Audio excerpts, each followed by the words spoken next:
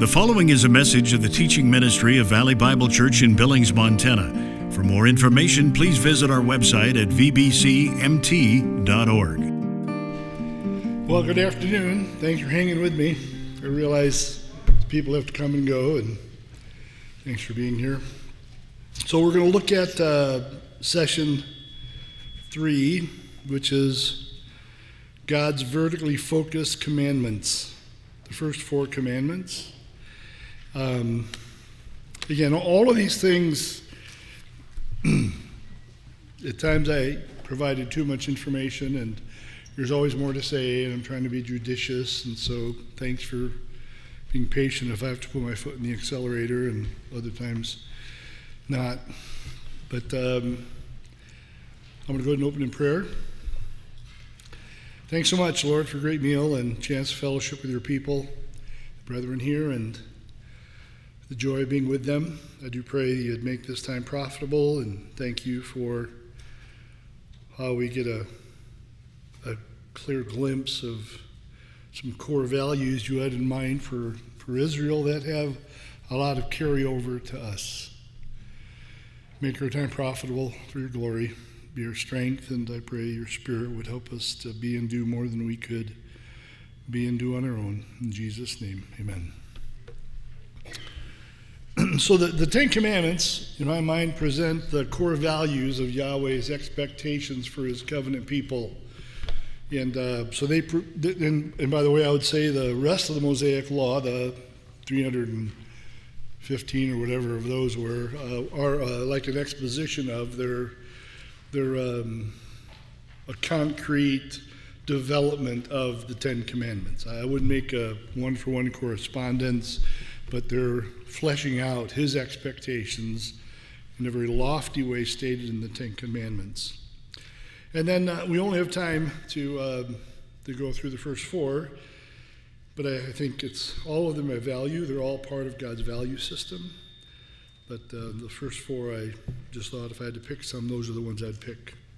So first of all, in the outline, in the notes, I have kind of a brief introduction to the 10 Commandments, and I'm going to not labor as long as I might have thought I would have to make sure we can finish. I'm going to change my phone setting to not go to sleep as quickly as it is.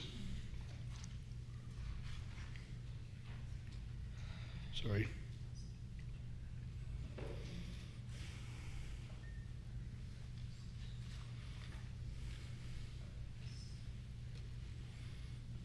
Okay.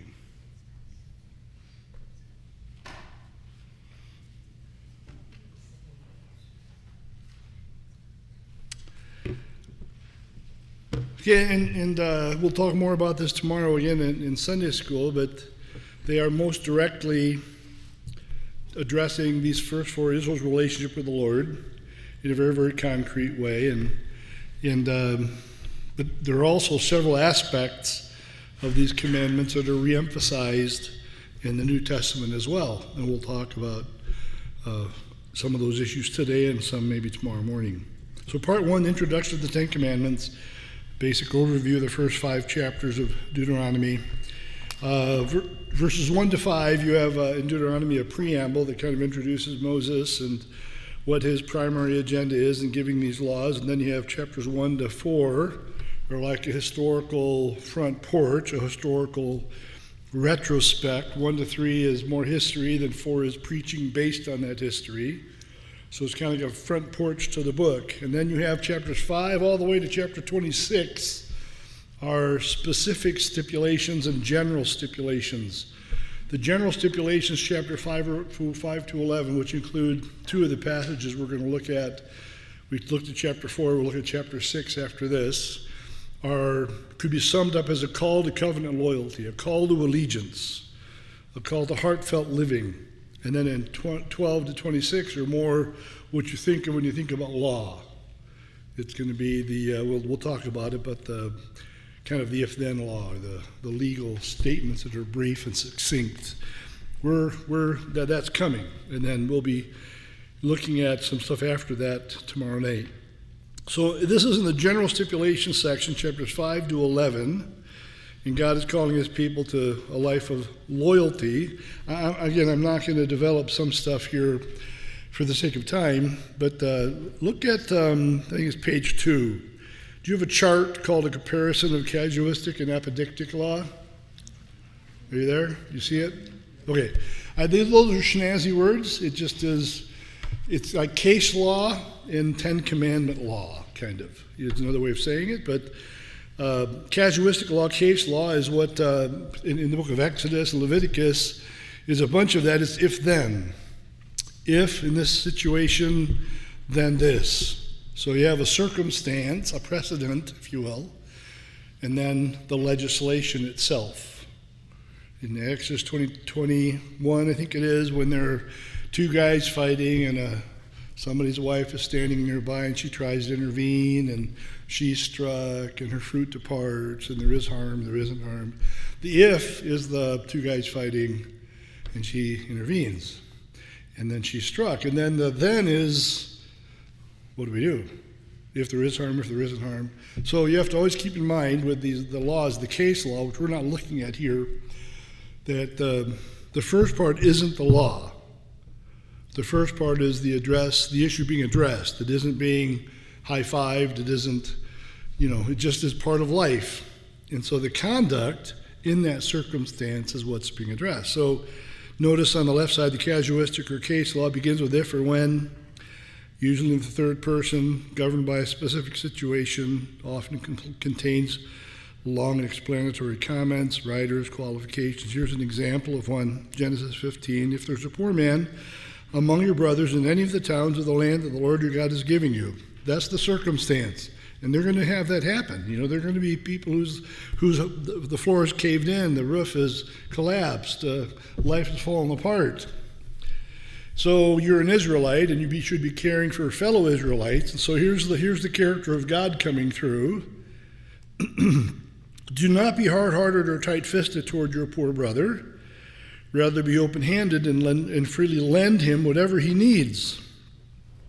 Okay, that's in the law as part of the Israelite covenant on the land of promise. But that the law itself, the legislation, is the second half of this law. There's more to say there, and we can talk more about that maybe tomorrow. Apodictic law, this is the Ten Commandment kind of version. They also are in Leviticus 26,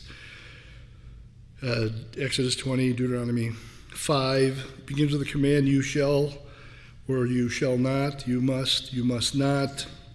Very, very direct. Second person, you, statements of basic principle. General commands, usually without qualification, just pull no punches, just clear statement.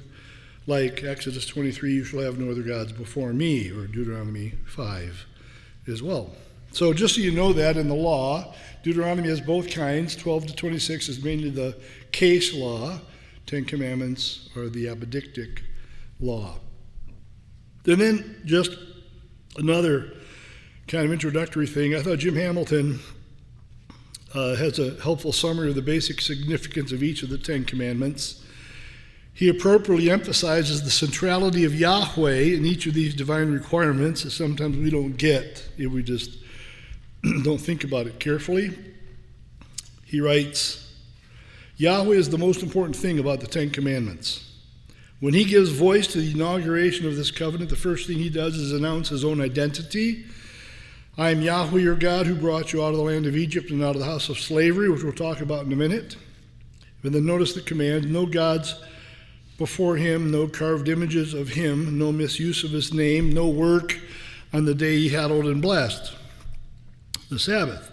The first four commandments obviously pertain to Yahweh, but perhaps the centrality of Yahweh to the last six commandments is less apparent on the surface, even though it is important anyway. These commands come with Yahweh's authority. They reflect the way that he has created the world. They're to be obeyed because he has spoken them, because he created this world by his word, because this world is made to work according to his word. Now, what I'm going to say here, and I'll emphasize it more tomorrow, is that they do come with divine authority, but they're part of the Mosaic law. And the Mosaic law is not law for us today. So when I say I'm not keeping the Ten Commandments, I'm not saying I'm disobeying every one of them. Right? And what I'm saying is I'm not going to the Ten Commandments as law to motivate my obedience. I would go to the Ten Commandments for an understanding of God's value system that are re-enunciated in the New Testament, because there are a couple of things here that aren't going to come across. Did you see the difference or not? So I'm not trying to rock anybody's world. Have you woke up and said, I hate the Ten Commandments or whatever. I'm not saying that. Or I'm not living by the Ten Commandments. I'm not trying to say I'm free from the law of happy condition. I'm saying it isn't law for me, but there's something to be learned from it that's beneficial. All right, so notice what Hamilton does, and this is what's helpful to try to keep the Yahweh background foundation in mind for the last of the commands. Fathers and mothers are to be honored because God is the father of his people and God is to be honored. No murder against God, no murder because God alone gives life and people are in God's image. No adultery because God made man male and female, that the two might become one flesh. No theft because God makes poor and rich. No false witness because God does not lie.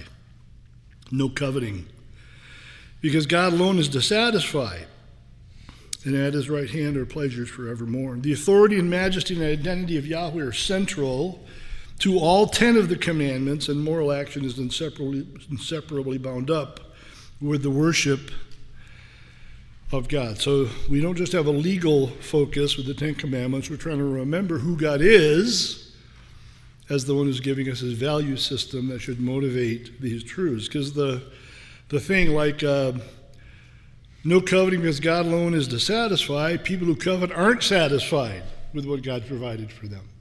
And so as to set aside a worldly set of standards that can motivate coveting and say, God, thank you for taking care of me. Help me to trust you. Provide for my needs in a way that would glorify your name. I regularly pray for my students, Lord. I pray that you'd provide for this student in a way that reminds him of your greatness. And it may be a smidgen, right? It may not be massive, but at the right time. And it just is great to trust God. Because sometimes, and we all have known this in various degrees, we're hanging on by our fingernails. And we can only turn to God. And there are some things we have to do about living simply and blah, blah, blah. But anyway, those are values that I think are helpful. Part 2, and this is looking at the first 4 of the 10 Commandments, just try to give a quick background. More could be said. Look at verse 6. I call this the relational front porch. Before the 10 Commandments, I am the Lord your God who brought you out of the land of Egypt, out of the place of slavery. You have the divine elector who chose them, and the divine deliverer who brought them out of Egypt, out of the place of slavery. I am the Lord your God. I am your God. You are my people. And I say here, on these 2 counts, Israel owes their existence to Yahweh. This verse anchors the 10 Commandments firmly in the immediately preceding history of Israel. Having come out of a polytheistic nation that worshiped the Pharaoh as a godlike person, Israel needs to maintain a focus on the one and only true God. Israel's history represents Yahweh as the ultimate and only God, not just over Israel, but over the entire world. And when he says to them, I am the Lord your God, he brought them into being, he chose them, he has kind of made them and is guiding them. And then he's a redeemer, he brought them out of the land of Egypt. It's helpful for me to think about the reality that God isn't coming to his people with the 10 Commandments out of the blue as a stranger. It isn't. You think about somebody who you don't know. Like one time when I was teaching young people at our church at Plaza Rita, I just picked randomly one of the kids in the group, and I said, hey, I want you to come over to my house and weed my backyard for me. And there's a look of confusion across his face. Who are you to ask me to come weed your backyard? I'm a nobody, right? I'm somebody's dad, but I don't have the wherewithal to have him come weed the back of my part of my house. And so what God is doing here, he's reminding them that he's coming to them as somebody who's already amazingly invested in their existence. He brought them into being as a nation, delivered them from Egypt, brought them to this point. So he's asking them to live according to these lofty requirements as they're the one who created them and the one who redeemed them. So it's helpful for us to keep that in mind, that when God asks of us what he does, to live in a way that's radically different than the world around us, is countercultural, that doesn't match the worldview and the general impetus of the world around us, that can cause some pain, that's okay. He's done so much for me already, right? He's coming to me as my Redeemer. All right, so first commandment, give exclusive allegiance to Yahweh. I'm the Lord your God who brought you out. And then verse 7, do not have other gods besides me. Now, literally in Hebrew, there will not be for you. There is no verb in Hebrew for possession or relationship, really. It's like, there will not be for you other gods besides me. And this is how they show the idea of both possession. Like it's, there will be for you a book. You have a book. There is for you a book. You have a book. Or there is not for you a wife. You don't have a wife. Right? This is how they say it in Hebrew. But the point is, they're talking about either possession when it talks about a book, or relationship when it's talking about a person, even God. So it's trying to scratch the itch of human divine relationships. And in Leviticus 26, 12 to 13, which has the core statement, the core value of the Mosaic or Israelite covenant, I will be your God, you will be my people. I will walk among you and be your God, and you will be my people. I am Yahweh, your God, who brought you out of the land of Egypt, so that you would no longer be their slaves. I broke the bars of your yoke and enabled you to live in freedom. So he's just emphasizing that Leviticus passage, I will walk among you and be your God. You will be my people. And then he goes to what he had done on their behalf. So there's this relationship that exists, and so do not have a relationship with other gods besides me. I will have you for a people, you will have me for gods. So other gods here, by the way, and there are scholars who say this that I don't believe in, is Moses saying don't have, well, is God saying that Moses is relating to us, is our God and Moses granting the legitimate existence of other gods in the world? Because he says, do not have other gods besides me. I would say no. I mean, there are various scholars in my commentary in Deuteronomy, in the part where I said this is not henotheism, but even that God is the supreme God, but granting the existence of other gods, that Moses is saying, yeah, there are other gods out there, but just this God is the one you should have. And I made the point that I thought he's talking about in the marketplace of ideas, that they know of other gods that are referred to by people that are out there that they worship. He doesn't believe in them, and he's trying to emphasize to his people that there is just one God for you. Yahweh. The editor told me I had to change that, and I told him it's my commentary. So, and I gave him the evidence.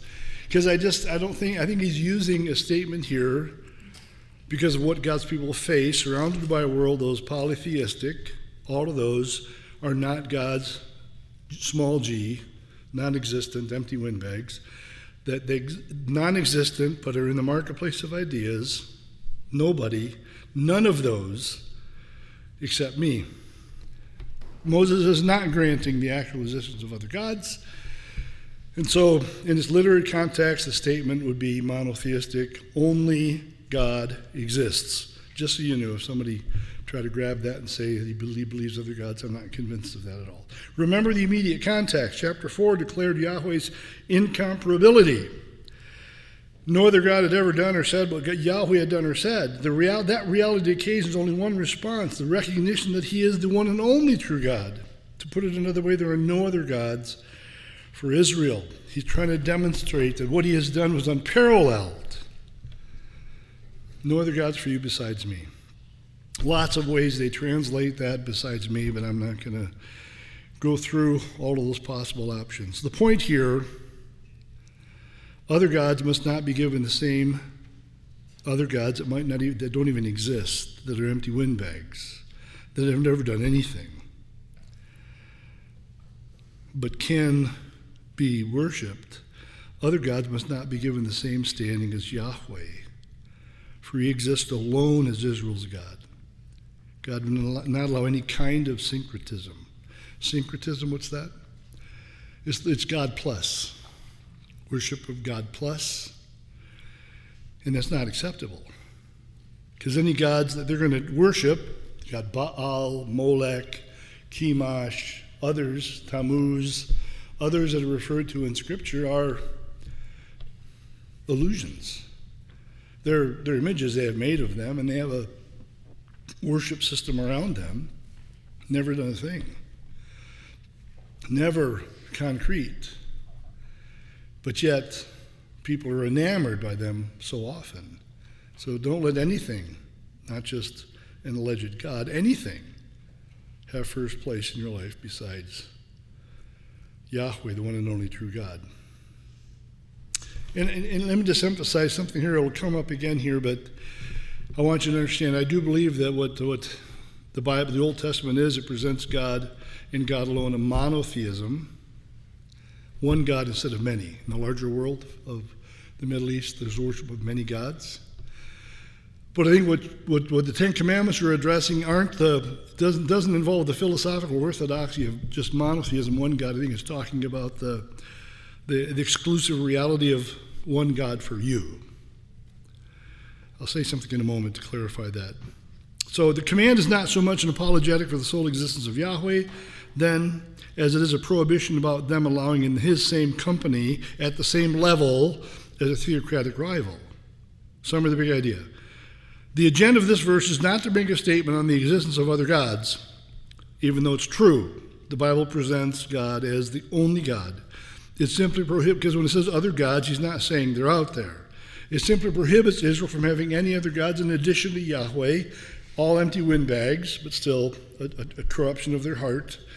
In other words, it doesn't address the idea of the validity of polytheism in theory, but quite clearly denies the legitimacy of polytheism for Israel. Let me read this Wright's quote, and then I'll pause for a minute. Chris Wright says this in his commentary. The primary purpose of the primary commandment, first commandment, is to assert and protect the exclusive covenantal sovereignty of Yahweh as God over the Israelites, and their exclusive covenant allegiance to him. In other words, the fundamental thrust of the verse is not Yahweh's sole deity, but Yahweh's sole sovereignty over Israel, sole claim on all that they are, on the basis of the historical fact just stated in verse 6, is the one who is their God and who delivered them from Egypt. I mean, in this world, other gods, they're non-gods. There are no real gods. They're all empty windbag gods, and Israel's told there are really no other gods for you besides me. Even if you're going to worship something that doesn't exist, it's still a problem. It's a distraction. Now, in my world, I have a sweet wife, Martha Ann, right? I love her with all of my heart. Now, there are other women there are in the world around me. Now, so in this sense here, the point is the same, except there are actual other women that exist in the world.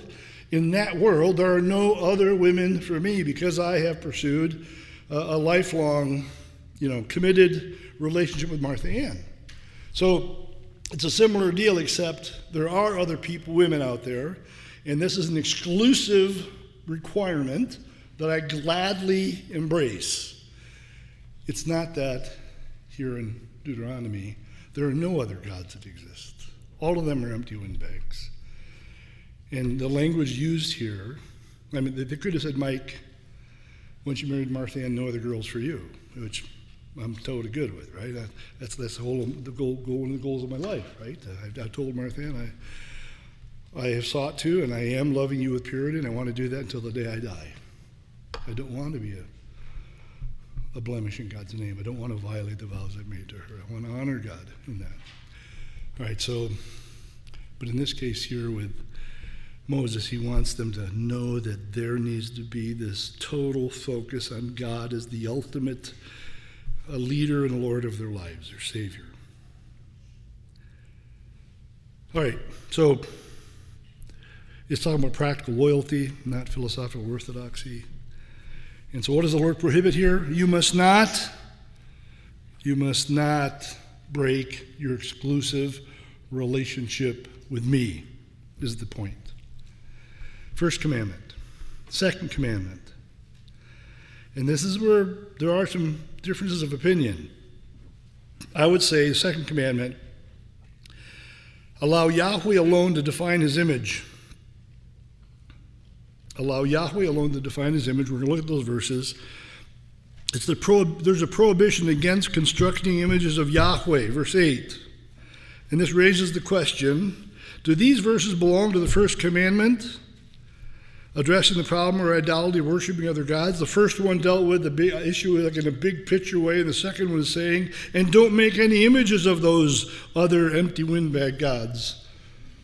Or is it really a second commandment? And there are those that would say verses 6 all the way to the end of 10 are one command. And I would suggest to you that the first one rules out worship of other gods and all that goes with it.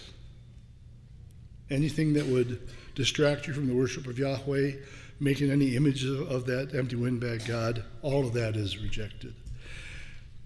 I would say then the second commandment is focusing on Yahweh, allow Yahweh alone to define his image. So the Israelites, I say here on right below 5:8, a couple of paragraphs, the Israelites were not to make any image of Yahweh in the form of anything in creation, whether animate or inanimate things. So it says here, don't make an idol for yourself in the shape of anything in the heavens above, or on the earth below, or in the waters under the earth. So everything is accounted for in the creation of the universe, if you will, in the shape of anything in the heavens above, astronomical bodies, on the earth below the heaven, or the waters under the earth. So you're not supposed to make any image of God. No concrete physical image of God that would facilitate your worship. It prohibits worshiping what we've created as an image rather than the Creator himself, who has not taken on human form. Remember theophany, Deuteronomy 4, referred to at Exodus 19. Clouds, lightning, thunder, voice booming out. He didn't present himself in bodily form. And so he's saying, don't try to define me with the best image you could think of. So why? Why is this important as a second commandment that relates to no images of God? Well, God has not revealed himself to his chosen people in an objective or tangible form. Deuteronomy 4. Images of God could lead to idolatry. Craigie, another commentator, suggests that while maintaining the faith and worship of one Lord, the expression of that faith and worship might adapt itself to forms or imageries of the ancient Near Eastern religions. I mean, that's just... Do you know anybody, let's say, in Catholicism, where they have St. Christopher out in their front yard? Or, other things, it just becomes then that's their guy. I mean, that's the one that they're paying attention to. That's the one they're revering. They're praying to that one to give them safety on the road. An image, and we're going to see this a little later, but I'll just mention it again here. What happens to the bronze serpent? You remember you had the rebellion of God's people, a curse of poisonous snakes afflicted God's people. They were dying left and right, and God said to Moses, I want you to make a brass serpent and put it on a pole and put it up on the hill. And if a person is bit by that bronze serpent, if they look up to that bronze serpent believing that that's going to help them, they're going to be cured of the poisonous bite. Well, this is what God had Moses do, right? What did Hezekiah have to face? A later king, hundreds of years later. They had taken that bronze serpent, they called him Nehushtan, and they were worshiping it in Israel. And he had to grind it into dust and put it in the river to go flow away. Because things that are images, concrete images, replace who God is. There are other examples I could give you of that. And then the other problem is why God says let him alone define the image of himself based on who he is and what he's done, recorded in his word.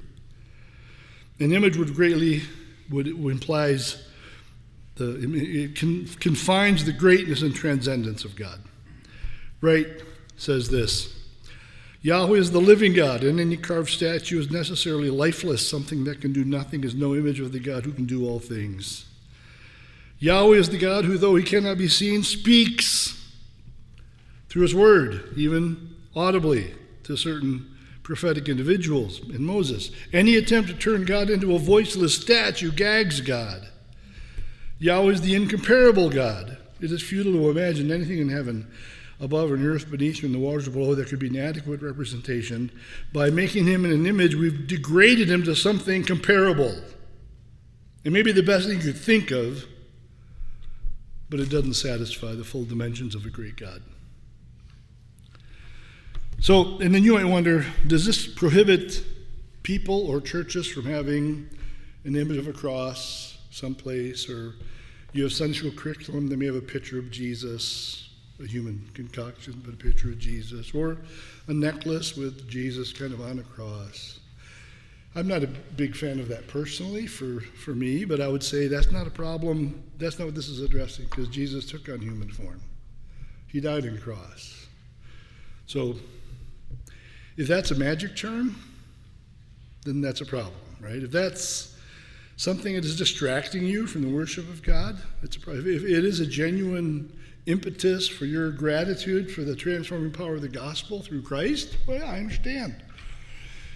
But the question, I would just say I wouldn't use this passage, even though quite often I don't like the way they have pictures of Jesus, and I don't have an alternative to suggest, but that isn't what this is addressing.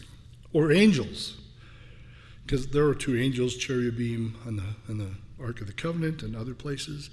So it's addressing, fundamentally, defining who God is by a physical image when all of those things downsize God, take away his power and strength.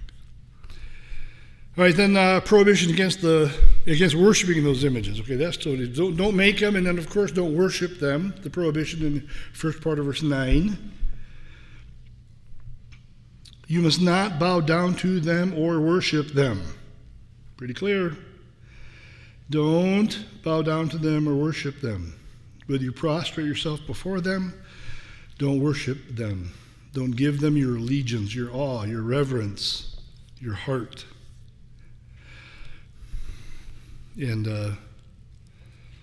then what's the grounds for that prohibition? It says in verse 9 at the end, because I, the Lord your God, am a jealous God. And we talked about this a little bit before. Since Yahweh committed himself exclusively to them, I am your God, and you are my people. Throughout Israel's history, and even since then, God has always been perfectly faithful to his role as their God. Israel quite imperfectly carried out their role as his people. But he was jealous for their exclusive worship, trust, belief, and affection. So anybody worshiping anything or anyone other than God himself is violating that command. And that's why some people call it harlotry, immorality, theological immorality. I had a book when I first came to California at TMS, and we were having doctor's appointments and setting up all this stuff. I was going to write a book review on a book by Ray Ortland called Whoredom. I was trying to redeem the time, and I'm at doctor's appointments and with my wife, and the kids are with the doctor or whatever, and I'm reading this book, and my wife said, hey, put that away. I mean, it just was like, what's my husband reading about whoredom for? Okay, I get the idea. I'll read that someplace else. But that's what, because there are various passages in the law and in the prophets that hammer God's people for their worship of other gods as harlotry, as immorality, theologically. And so it's a very serious thing. And so it provokes God's jealousy. I'm going to read here Deuteronomy 32, 16 and 21, describing Israel. That's what I was referring to, Tom, when you were asking about Deuteronomy 32. I talked about a jealousy deal. Describing Israel, they provoked his jealousy with foreign gods. They enraged him with detestable practices. They have provoked my jealousy with their so-called gods. They have enraged me with their worthless idols. Psalm 78:58. They enraged me with their high places and provoked his jealousy with their carved images. Exodus 34:12-16. Be careful not to make a treaty with the inhabitants of the land you're entering. Otherwise, they'll become a snare among you. Instead, you must tear down their altars, smash their sacred pillars, chop down their Asherah poles. You're never to bow down to another god because Yahweh, being jealous in nature, is a jealous God. So what's the deal about God being jealous? We talked about it a little bit before. Jealousy is not a passion to get even or even revenge, to make things, get your pound of flesh. It's something that prevents God from perfect enjoyment of a pure relationship with his chosen people. Yahweh's jealousy for Israel, sometimes in the prophets called his wife, which I think is a metaphor to describe something Israel would understand, requires that she offer her devotion to no other lover, just as a man will share his wife with no other. And it's not like the human jealousy that arises from selfishness, of course, whether it be time, toy, even a relationship where it's just a selfish issue. No, God's as unselfish in a way that it is pure, wanting an exclusive relationship. In a pluralistic world, then and now, this kind of exclusive claim, just like only one way for salvation, this kind of exclusive claim, God alone, grates on outsiders. In Israel's historical setting, all the nations that surrounded her worshiped many gods. Worship of one never precluded the worship of another god. In our day, people are offended by the claims that the God of the Bible is the one and only true God. The Bible doesn't support religious pluralism as such. Chris Wright says something really helpful here in his commentary.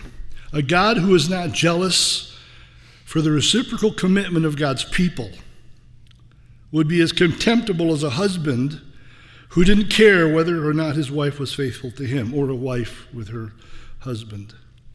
Part of our problem with this profound covenantal reality is that we have come to regard religion, like everything else, as a matter of consumer choice, which we have virtually deified for its own sake. We resent monopolies, but the unique and incomparable, only living God makes necessary exclusive claims and has the right to a monopoly on our love.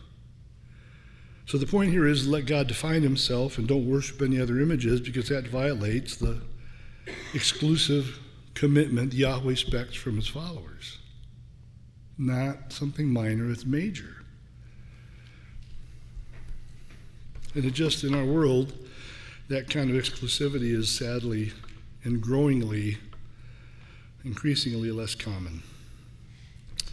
All right, so then we've talked about the prohibition, the grounds for the prohibition, jealous God, 3I, the divine response to disobedience or obedience. What does God do about this?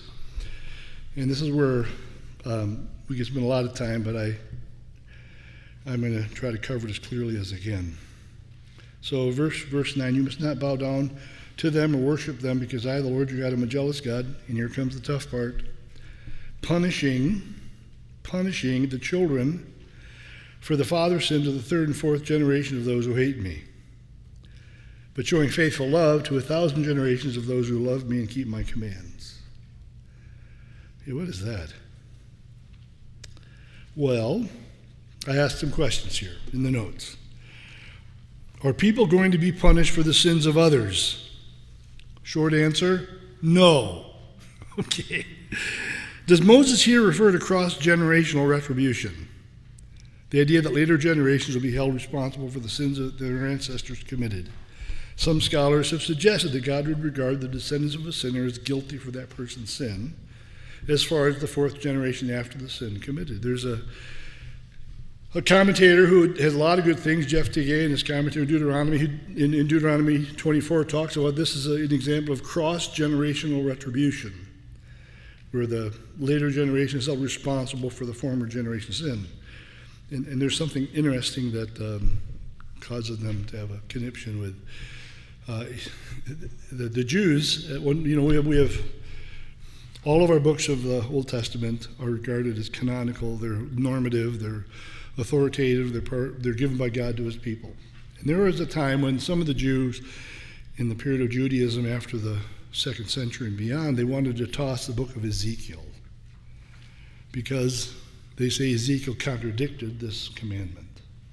Because in chapter 18, what Ezekiel does is the Jewish exiles in Babylon are whining and moaning about being the wrong person. We're getting punished, but it's our parents' fault. They did it. And they said that, they ate the sour grapes and our teeth are set on edge. Yeah, they're the ones that deserve the punishment, not us. And Ezekiel says, guess what? The soul that sins, it will die. Individual responsibility. So some Jewish rabbis want to get rid of the book of Ezekiel because it contradicted the second commandment. It didn't contradict the second commandment. It contradicted their interpretation of the second commandment. So individual responsibility is always the case. I would say here, again, Deuteronomy 24:16, I have in the notes, fathers are not to be put to death for their children or children for their fathers. Each person will be put to death for their own sin. So each person is individually responsible for their sin, whether, and if it's not covered by Christ's redemptive sacrifice. So then what about the third and the fourth generations? Now, I would also tweak the word punishing. I would probably say bringing consequences on the children for the father's sin to the third and fourth generations of those who hate me. It isn't direct punishment.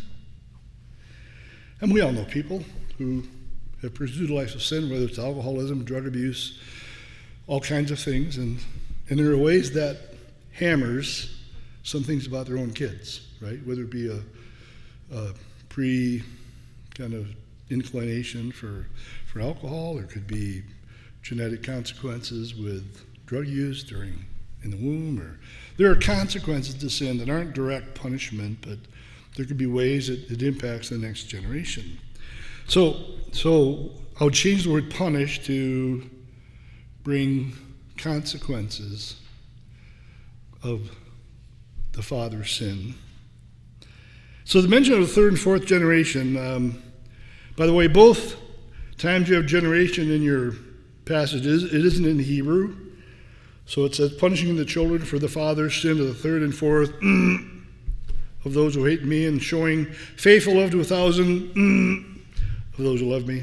It seems like in that case there's a missing word. This is a place where a translator puts in the word that makes the best sense in the context, and generation seems to be that word. Whatever it is, it'd be the same for both examples, but generation seems to be a reliable fill-in. So mention of third and fourth generations. Four generations mark the common span of human life.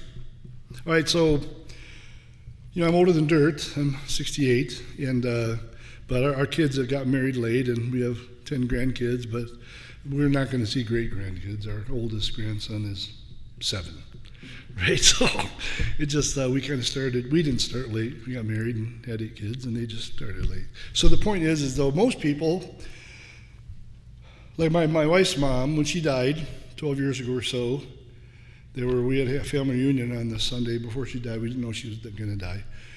There were like 120 descendants, children, grandchildren, great-grandchildren, great-great-grandchildren. I mean, she was in her mid-80s, and her kids married younger. And so anyway, you had kids, children, mom, children, grandchildren, great-grandchildren, and 1 or 2 greats. So there was 5.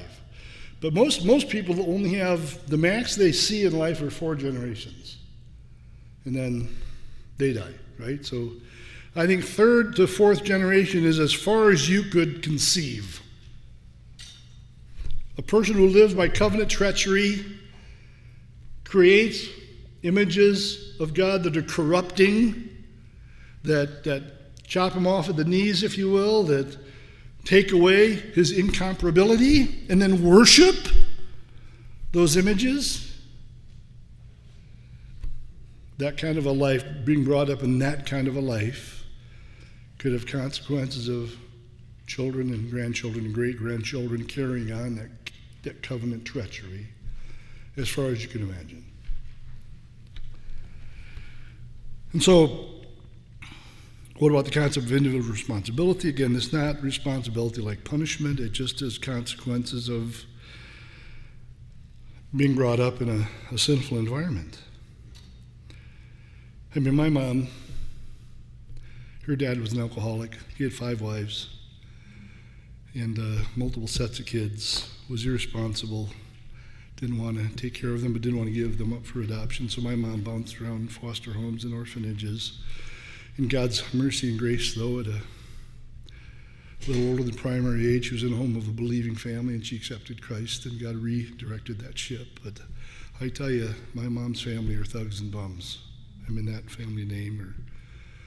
And it's just a sad, it's like Benedict Arnold and Jonathan Edwards and Benedict Arnold, was it? They've done a study of their family tree, and the one is like good citizen, preachers, doctors, whatever, and this is the thugs, the bums, the criminals, the dirtbags. And so sin, raising up families in a sinful environment, has a tendency to have generational impact. And that's what he's saying is. And so as a family, then, when we think about, I'll tell you what we're doing as mom and dad, we're asking God to help us build for generations, right? We don't want to just get to 18 where the kids are 18, we're done, okay, you're on your own, buddy. Just get out of my life. I'm going to play now. No, we want to be able to see our kids then pass on a vibrant faith to their kids. And if we're around long enough to see that continue, because that's a generational perspective of seeing God's work in somebody that makes a difference. Well, on the sinful side, the same thing is true, is living a life of covenant treachery, of disobedience, of no allegiance to God, of no vibrant inside-out relationship with Him can have long-term, as far as we can imagine, impact. Chris Wright says this on page 7, I think it is: sin, and especially the sin of idolatry, reaps the rewards in the living generations of those who practice it. Israel's extended families included 3 and often 4 generations, and the effects of one generation's failure in covenant loyalty would detrimentally affect the succeeding ones who would grow up without teaching and with an idolatrous example and environment. And so they're surrounded by, this is how you live life, and they go ahead and make a mess in their lives too. And thus in the covenant community, no man was an island. His acts had repercussions for others, and the breach of this commandment could affect his posterity for more than one generation. So just as, some of you are older like me, others of you are young, and don't take this lightly. Love your kids. Well, first of all, love each other as husband and wife with faithfulness and genuineness. And then as you do that, as you love your kids and you speak into their lives and you call them to account and you hold them to righteousness, you push them along. And it just, we want to be able to, not knowing when the Lord will return, to be able to pass on a vibrant faith in God's greatness and God's loveness in the gospel to impact the world we are, not knowing when He'll return. So that 3 and 4, I think, is he's saying, this is, as far as you can imagine, this is going to wreck your life. This is going to cause generational covenant treachery.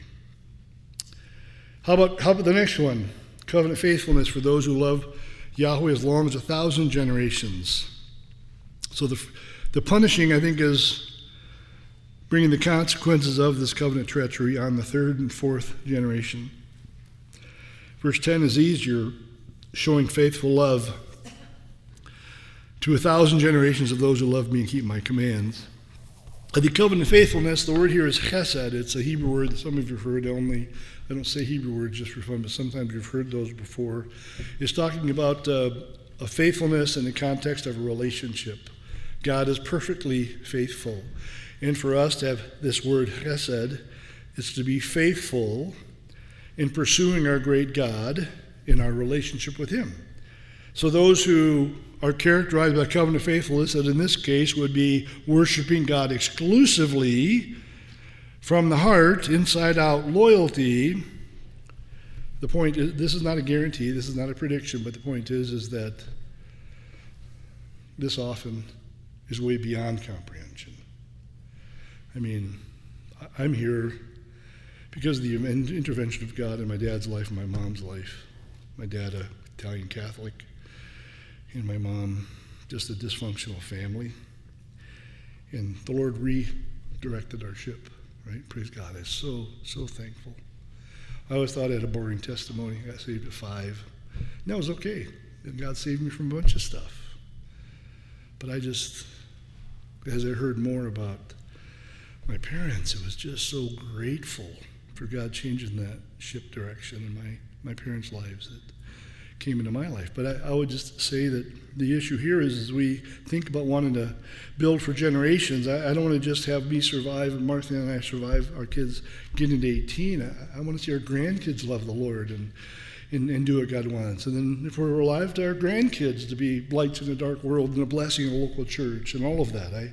And the issue he's saying that if an Israelite family was characterized by covenant faithfulness, embracing wholeheartedly this committed relationship with Yahweh that shows up in worshiping him according to his definition, he blesses that with, it's like eternity, salvation. He shows covenant love, steadfast love toward those in the context of a covenant relationship. Showing faithful love to 1,000 generations of those who love me and keep my commands. It's like beyond comprehension, the 1,000 generations. God is, through Moses, trying to say, what I want for you is always the best. Always the best. Always has the greatest honor for my glory. It's something you should want to pursue. So, anyway, why the contrast between the third and fourth generation, third and fourth, and then 1,000 generations? God's punishment lasts for a few generations, but his grace endures for all generations. God speaks of punishment in terms of living memory and of covenant love in terms of unimaginable long-distance future. And so what I want is, as humanly speaking, we all know I have an unsaved brother who heard the same message I did and grew up in the same home I did, who doesn't embrace salvation by faith. And, we also know that we have no control here, right? We can invest, we can love, we can teach. We aren't guaranteed. And so if you're here with a prodigal son, daughter, you're not the loser of the universe, right? I'm not saying that. I have a son, I'm not exactly sure where he's at. He professes Christ. I don't see the vibrancy I want to see in him. So I understand that. But that doesn't change what I want to pursue, right? Just to summarize here, again, Chris Wright does a great job. At the second half of his commentary, I'm a little less excited, and you'll see tomorrow when we talk about Mosaic law and the Christ follower, he brings over some of the Mosaic law more than I would. But he can write things really well. Like the first 10 chapters, 11 chapters of Deuteronomy, I'm especially happy. He writes this, to summarize the first 2 commandments. Together, the first and second commandment are truly the most fundamental of all, for everything that follows hangs on them. Their importance is reflected in the fact that Deuteronomy chapters 4 and 6, like an envelope, around the Decalogue in chapter 5 are really extended meditations on the challenge of the prologue in the first two commandments. Their prominence also reflects the fact that biblically idolatry is a fundamental human sin. The essence of our fallenness is that we choose to reject the authority of our Creator God and to substitute in God's place an allegiance to other authorities, to other presumed ultimates, to other systems and values of our own creation. Apostasy and idolatry are the classic root sins of Israel in the Old Testament because they are the essential marks of the human condition. Jeremiah captured their poignancy and absurdity in his memorable imagery in chapter 2, verse 13. My people have committed two sins. Now, if you don't know this in a dry world, we have it in California some, but in Israel you have just 2 or 3 year-round rivers.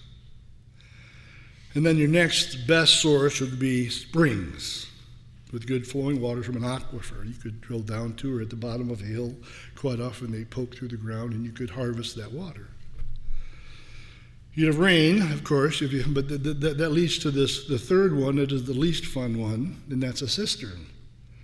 We find a rocky area, you carve out a big circular area, they plaster the wall of the cistern, and then you carve channels in the ground, so in rainy season that water will be directed to fill up the cistern. Early on in the dry season, it's great, good water. But over the dry season, which is long, like in Southern California, birds die and fall in, or other critters fall in and drown, and just dirt, and it gets more and more yucky. And so this is what he's saying. If you think about all the water sources available to you, my people have committed two sins. They have forsaken me, the spring of living water. I mean, it's amazing, right? Spring of living water. And they've dug their own cisterns. Goofballs, fools. Why in the world? But they're broken cisterns that cannot hold water. And that's what they've turned to instead of me, the Lord says. That's the folly of sin and rebellion, by the way. People who do this are dust and ashes people. Broken cistern people. Okay, third commandment, 5:11. Do not misuse the name of the Lord your God, because the Lord will not leave anyone unpunished who misuses his name. So I have third commandment. Yahweh has the right to proper representation. Literally, the Hebrew reads, you should not lift up, bear, carry the name of Yahweh your God emptily, in a worthless fashion. And we have to realize that in the Old Testament, name is often regarded as an extension of, or even the substitute for the whole person. When it says, may the name of the Lord be prominent in all the world, it isn't like billboards you have to pay for to put up. It just is, his whole character is made prominent through his people. So name. Whoever calls upon the name of the Lord will be saved. It's more they're embracing by repentance and faith the salvation that is central to who Jesus is and what he provides. So what's the significance or meaning of this expression? Lots of options have been suggested. I think growing up, the improper use of Yahweh's name in swear context was where I focused on, and all of that. And I think this would be part of course, misusing his name. I don't want to use, do I want Mike to be the name everybody uses when they're really frustrated or angry or in some bad context? No, I wouldn't want that. But I'm at another spot. I'm in number 6. To bear the name of Yahweh, according to Dan Block, the idiom derives from the ancient practice of branding slaves with the name of their owner. Block goes on, to bear the name of Yahweh means to claim him as one's owner and to accept the role of representing him. At issue is Israel's status in their function as the people of Yahweh. They must not claim Yahweh as their covenant Lord and then live as if they belong to Baal. To claim to be the people of Yahweh and live like the people of Baal is misusing the name of Yahweh. Carmen Imes, another scholar who wrote her dissertation on this, writes this. Israel must see itself as belonging to him, representing him to the world. To bear his name in vain would be to enter into this covenant relationship with him, but live no differently than the surrounding pagans. Israel's fate in the succeeding narratives always comes down to breaking these two commands, either failing to worship Yahweh alone or failing to represent him well. And I think it ties into the whole issue of the importance of representing Yahweh as a core value from Genesis 1 all the way to the New Testament. And we bear his name. We're Christ followers, where Old Testament was God's people identified with Yahweh. And all too often they misrepresented him by choosing to worship other gods and living lives of wickedness. And we'll come back. I'm trying to get to where I can leave you some time to ask Pastor questions. You're welcome. I'm glad to help. All right, then the last one, the Sabbath, Shabbat, verses 12 to 15. Be careful to remember the Sabbath day to keep it holy as the Lord your God has commanded you. You are to labor 6 days and do all your work, but the seventh day is the Sabbath to the Lord your God. You must not do any work, you, your son or daughter, your male or female slave, your ox or your donkey, or any of your livestock, or the foreigner who lives within your gates, so that your male and female slaves may rest as you do. Remember that you were a slave in the land of Egypt, and the Lord your God brought you out of there with a strong hand and an outstretched arm. That is why the Lord your God has commanded you to keep the Sabbath day. So this is one of those two commandments that's expressed positively. The other one is honor your parents. And the basic statement of the command in 12 to 14, Sabbath, Shabbat, is the word, the Hebrew verb means to cease activity or rest. So it's a day of ceasing or resting. To keep it holy, I think, is not the idea of moral purity, but set apart for a unique purpose. I mean, how could a day be holy? It isn't intrinsic moral purity. It's by being consecrated, set apart, distinct. The people responsible to obey the command, everybody in Israel of all social classes. If you compare the text of Exodus, the Ten Commandments in Exodus, in this set of Ten Commandments, Moses added the slaves that weren't in the, and it doesn't mean the other ones weren't deficient. I think there are some places in the Ten Commandments in Deuteronomy where there's a slight tweak where Moses, as the lawgiver and as the one that God is guiding, picked up on some way the Israelis were misusing these commands, and they had loopholes, and he shut those loopholes. But anyway, everybody was supposed to cease activity. The theological rationale for the command, verse 15, and that's redemption from Israel.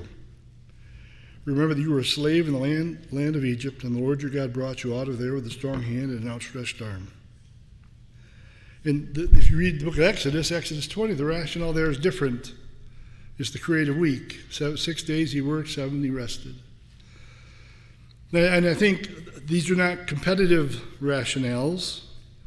The issue is, I think the Exodus rationale helps clarify the 6th and the 7th day as something God modeled.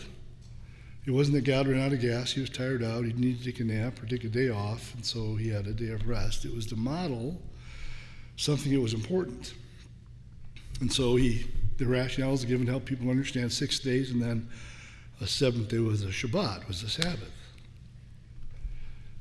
And Sabbath isn't mentioned from Exodus 20 back until Genesis 1. So the Exodus account of the Ten Commandments focuses on God's cessation of creative activity as the theological backdrop for this command. Deuteronomy looks to the redemption of Israel from bondage as slaves for this command's theological foundation. According to Deuteronomy, Israel's keeping of the Sabbath constituted a celebration of God's mighty deliverance of them from their oppressive bondage in Egypt. So to rest, abstain from labor for a day, served as a reminder of God's deliverance of them from perpetual slavery. And he does say in the end of verse 14, remember that you were a slave in the land of Egypt. God brought you out. So the point here would be is that I'm going to suggest that the shift of rationale from Exodus to Deuteronomy isn't again a correction, but it's provides a nearer point of emphasis that they knew what life was like and God's redemption of them from that horrific circumstance that should have motivated their celebrating who he is and what he does. All right, so on the one hand, this is the way you would celebrate the Sabbath. Sounds like when it says cessation of activity, rest, it even in the Old Testament and even in rabbinic situations to some degree, it can be done in various ways. It doesn't mean that you can't, like in a hotel in Israel. On Shabbat, you have a Sabbath elevator and you have a non-Sabbath elevator. The Sabbath elevator, you don't have to push any buttons. The door opens, you walk on, and it stops at every floor. And you get off on your floor. So there's no work having to push a button. But of course, then you got your room. What are you going to do? Call your slave, your Gentile slave, to let you in. You got to take out the key and put it in the deal to get in the door, right? So it's kind of weird. But so then they're trying to, as best they can, cease activity. The more wealthy ones will go to a hotel and have a restaurant meal so they don't have to cook because it's Sabbath, right? So I would think that there was probably something different about that day. It wasn't the average work day. 6 days they would work the fields or take care of their animals or whatever. And Sabbath was supposed to be make sure Friday night you put on enough food for 2 days or have enough water for a couple of days and prepare your food and your meals so you don't have to cook on Sunday, maybe like that. We don't know exactly how they practiced it. Sorry, I got to not get away from the mic. But it did, I think the more prominent thing is that you're going to set it apart, you're going to consecrate it, and you're going to celebrate a God who created you and the universe in 6 days, rested on the seventh, or he redeemed you from Egypt, a place of slavery. So it's going to involve a celebration of who God is and what he's done. Now I say here on the next section is a key interpretive question. We'll talk more about this tomorrow probably. How should the Mosaic Sabbath compound our life and conduct, our life conduct? Well, and I say we'll talk more about this tomorrow, but I will teach that God does not expect that we should obey the Mosaic law as law. I don't call tomorrow, Sunday, a Sabbath. In the New Testament, the Christians met on the first day of the week. So I wouldn't call it a Christian Sabbath. It's the worship model given to us by the New Testament, first day of the week. But when you think about this as a Ten Commandment, what do? Well, we aren't called to take the Ten Commandments as law. And the Sabbath is the one commandment that doesn't seem to be re-enunciated in the New Testament with any kind of specificity. So on the one hand, one option is it doesn't come across at all. Okay, that's one option. What's the problem with that? Well, was Jesus under the law when he created the universe? Well, no. It was pre-law, right? So what he did, created 6 days, rested the seventh day. Pre-law would seem to be, is there a principle there for us to follow? And I'm just, going to kind of talk through this a little bit, and if you disagree with me, then ask Joe. No, we can talk about it. So I would say I think there is a Sabbath principle to think about. In Genesis 1, I think having your notes, the Lord refers to the Sabbath idea when he rested on the seventh day. What's the point of this rest? It provides the model for the Mosaic law Sabbath that commanded in Exodus 20. What does the Sabbath principle look like? Well, first of all, I'd say fundamentally and most importantly, God modeled for us a day that was unlike all the other days. And so Sunday wouldn't be the Saturday, I mean, if you have a Sabbath, but I'm talking about a Sabbath principle where I'm not going to try to fill it as much as I can with whatever kind of activity that I have no time for God. So that means that I would happily have my day include fellowship with God's people, hearing the teaching of the Word, trying to connect with brothers and sisters from Christ in various settings as a common part of the day. I don't have a problem with you having company you forgot you don't have some beans, string beans to have with your dinner, and you have to stop by and get a can or two or frozen stuff on the way home. But I'm not trying to fill my day with shopping either. It isn't the National Football League contest day where I can watch as many games as humanly possible or whatever. I mean, it doesn't mean you can't do anything fun. You can't go on a walk on a path with your family or whatever. I think it's a conscience question how you do it, but I think it means that we have to have a day that's not like every other day, that includes the celebration of who God is and what He's done in a way that exhorts our hearts and helps us value that. And I would also say with that Sabbath principle, we do it on Sunday, and that would be the model because it was the first day of the week that the church worshiped and gave their funds and all of that in the New Testament. What if you lived in a Muslim world where Friday was the day off and Sunday was a work day? If you had church on Sunday, all the guys couldn't come unless it was late Sunday night. How about Israel, where Shabbat is a day off? They work 6 days a week or 5 3/4 days a week, and if you wanted to have it on Sunday, that's their first day back a week, and everybody's supposed to be there. So the Messianic assemblies worship on Shabbat because that's when everybody has the day off. And so I think we have to be a bit flexible. I had a pastor early on in California who's Irish, Phil DeCourcy, who is more Sabbatarian. So if we had a Monday where the schools were off on Monday and we had a youth event on Sunday night or go to somebody's swimming pool, his girls couldn't come because it was Sabbath. It was his conscience.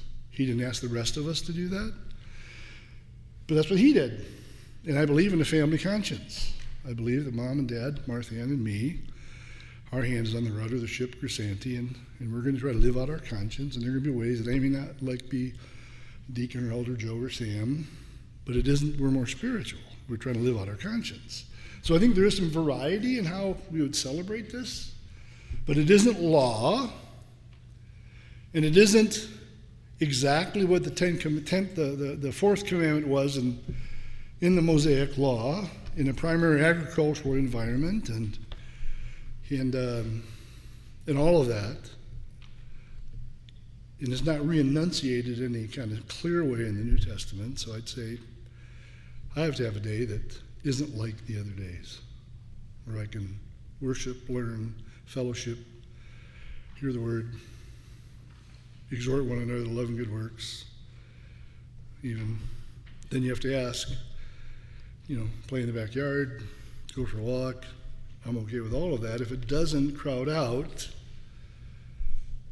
time with God's people, in church, hearing the Word taught, looking for times of fellowship that isn't like a normal work day. All right. I was trying to talk, so I didn't have any time for questions, but no, I wasn't. So any questions on any of this? Yes. Yeah, back when you were talking about jealousy. Yep. You said Yahweh's jealousy for his wife, Israel. So what I said in that sentence was in the prophets. Well, that's not my question. Oh, okay. My question is, we are the bride of Christ. Yeah. How does that connect?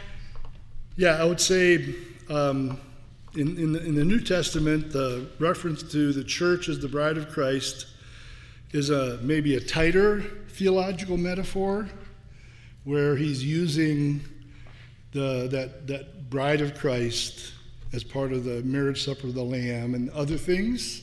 I think in the Old Testament it's more of a loose metaphor to show this committed relationship between Yahweh and his people. And then you have in Jeremiah, he uses divorce language, which I think is metaphorical, not actual. It isn't that God's relationship with Israel was wiped out and taken away. It uses a term that is drastic, showing disruption in a relationship to bring the weight. So I think it's less tightly theological than in the New Testament. I think it's a metaphor. Yeah, I have a millennial son, so he would probably describe that as a divorce. Yeah, but I still would say in the prophets, I understand why he would do that. But we do have other places where the Lord, and even the prophets after Jeremiah, use the intimate terms to describe God's relationship with his people, that he hasn't written them off, that he has a plan for them. And you have Amos 9 about the restored hut of David, you know. And so, I think it's a looser metaphor in the Old Testament, and the New Testament is tied in to other things, the marriage supper of the Lamb, and even, the way husbands love their wives, and some other things, that it's a metaphor that's used in a tighter theological way in the New Testament and looser, more broadly. I just never heard anyone refer to Israel as a wife. Yeah, that's the prophets do that. Yeah. Okay, anybody else? Does the second commandment prohibit a show on TV that would remain unnamed where an actor portrays Jesus? I wonder which one we're thinking about. I don't think so. I mean, Jesus took on human form, right? My concern isn't the existence of a movie that has an actor playing Jesus, who we all know isn't Jesus. He's a human being who is not eternal and all of that. This is not a brag or meant to be a slam. I've not watched The Chosen, right? And I've read of people who have and sing its praises, and others who spit in the ground after you say the word. And I'd say with art, creative art, especially presenting biblical truth, is just really a minefield, right? So VeggieTales. I didn't grow up with the VeggieTales, but I've had kids, in ministries, and that is their definition of the Jonah story, the David and Goliath story, right? And it's like, you got to be kidding me. Come on, grow up.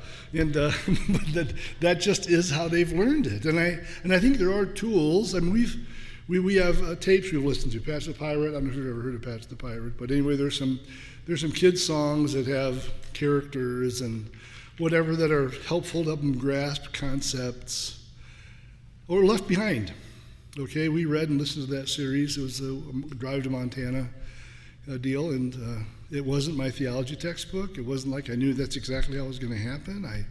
Blah, blah, blah, but it was a way, and the gospel was presented. And so I don't want to tell the kids, that, but that's where we have to then take a chill pill with the part I don't know about The Chosen and all that I've read about Little Mormon stuff sneaking in. I heard they've cut that part of that studio out of the equation at this point. I would say having a guy who plays the role of Jesus isn't the problem. There are other movies that have done that, as long as it's very clear this is a media thing that isn't replacing Jesus. But that's me. Joe, you're the pastor. I don't know if you have, I don't want to put you in a bad spot with The Chosen. I've never seen it either. Oh, okay. I can spare everyone. Yeah. So, I mean, I have friends who, boy, they're, the arrows they shoot and whatever, obviously they don't like it at all. I've never watched it, but I don't think the principle of having a movie that has a human being playing Jesus is the issue.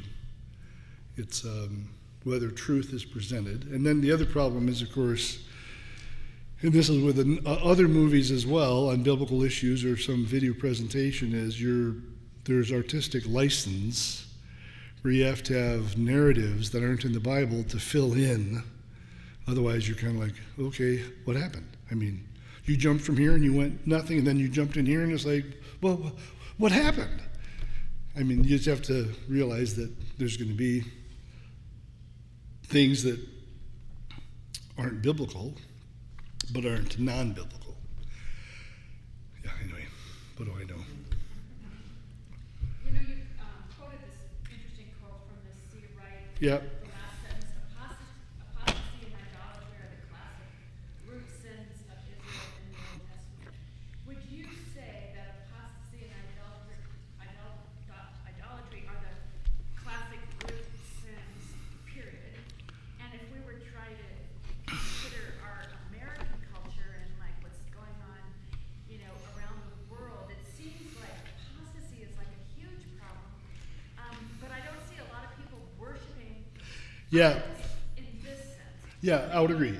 I mean, the sense of apostasy or theological departure, theological compromise, theological corruption, even denial, that's happening. But idolatry isn't just an image. We have idols in our life. Anything that replaces God as a primary source of our purpose and direction has replaced God. And it's an idol that's functioning. And so we have other things that take God's place. So idolatry, I think, is pretty common in the sense of that the function of idolatry being a replacement of God that shows up in all kinds of hobbies and dispositions and beliefs and other things. Joe, you're heading someplace there. Yeah, Oh. I was thinking Matthew 6:24. Between God and mammon, God and money. Yeah. is likened to Yep. an idol. Yep. And I think Jesus particularly used a word that could be understood as an idol. Like Yes. Yes. And you can't do both. It seems to me like in this culture, it's not that we're worshiping idols.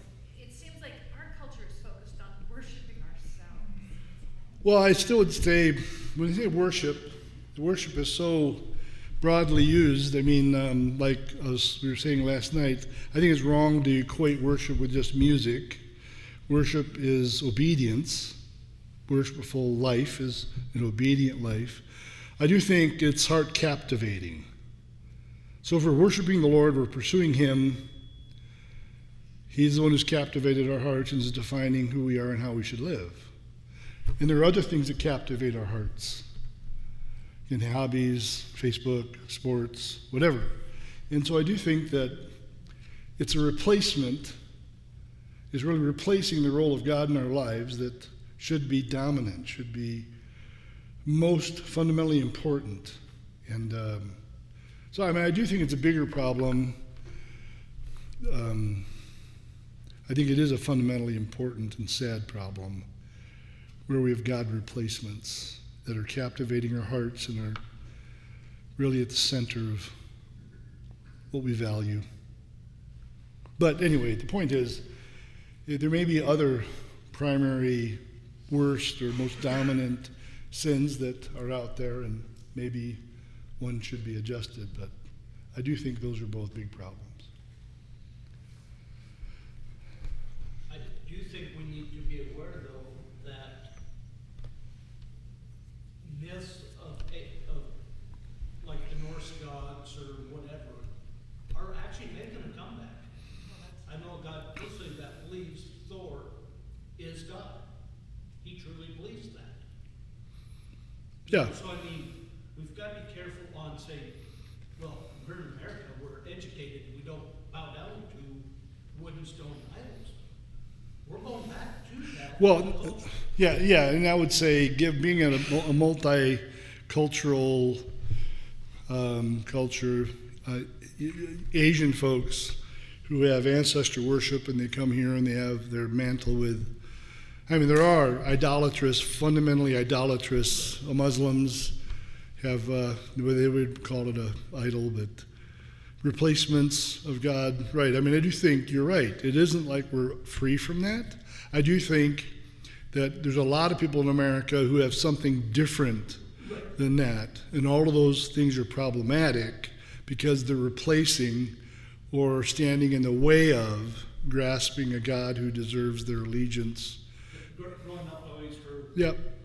the American idol is money, fame, and women, pleasure. Yep.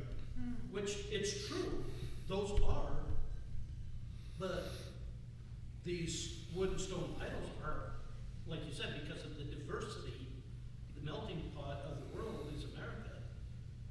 And because America has gone away from following Judeo-Christian teaching, the rise of Yep. quote, the old gods or Right. false gods is more prominent than it was 20 years ago. Yeah, but what I think the comparison here would be, and I agree that's a reality, right, and not doubting that at all. The comparison, what Wright is saying from Israel, God's people, to evangelicalism, the church, is a worldly place. I mean, look across the world and across America, in the idea of really a dedicated allegiance to the Lord, wanting to go where the Bible would take, God's word being our authority for conclusions about values. Is Jesus God? Is gay marriage right? Or whatever. And you have born again evangelical believers not. I mean, it just seems like there's theological drift, and there is in the evangelical church, if you will, a lot of folks having God replacements as ultimates in their life. But I would agree in the larger world, for sure, they abound.